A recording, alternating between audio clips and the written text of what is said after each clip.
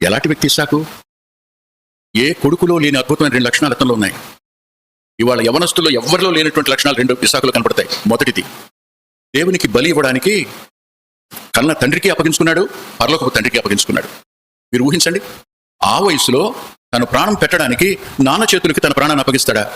పరలోకపు తండ్రి కోసం బలిపీఠం మీద ఉంటాడా? సాధ్యమేనా? నెంబర్ 1. నెంబర్ 2, ఇవాళ ఆడపిల్లల్ని కానీ మగపిల్లల్ని కానీ పెళ్లి గురించి ఊసెత్తండి. మేము చేసుకోం, మీరు చేసుకుని ఏం సుఖంగా ఉన్నారు?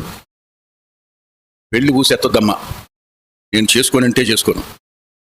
కాదమ్మా, అతను చాలా మంచోడు, మనకు తెలుసు, నువ్వు ఎన్నైనా చెప్పు, నేను చేసుకోనంటే చేసుకోను. ఎందుకని చెప్పండి? ఇవాళ వివాహాన్ని మనసులో అసహించుకునే తరం పుట్టింది. తమ ఇష్టానుసారంగా జీవించడానికి అలవాటు పడిన తరం ఈ తరం. ఇది కంప్యూటర్ యుగం కాదు, కంప్లీట్గా కరప్టెడ్ జనరేషన్. తండ్రి మాట కానీ తల్లి మాట కానీ కుర్రాడు కానీ అమ్మాయి కానీ వినే పరిస్థితుల్లో లేరు ఈ రోజున. మా ఇష్టమైనప్పుడు చేసుకుంటాం. ఈలోగా నేను చచ్చిపోతే ఏమవుతుంది మమ్మీ? ఒక మాట చెప్పనా, అమ్మ నాన్న లేకపోవడం ఏంటో వాళ్ళు చచ్చిపోయిన తర్వాత అర్థమవుతుంది మీకు. అప్పటిదాకా అర్థం కాదు. అప్పటిదాకా వాళ్ళు మీకు ఏగల్లాగా దోమల్లా కనపడతారు. చాలా జాగ్రత్త. అమ్మ చనిపోయిన తరువాత దిక్కులేని దానివి నువ్వు. నాన్న అమ్మ ఇద్దరూ చచ్చిపోయాక నువ్వు చిన్నవాడివి కాదు, చిన్నదానివి కాదు, నువ్వే పెద్దవాడివి, నీ జీవితం నీదే.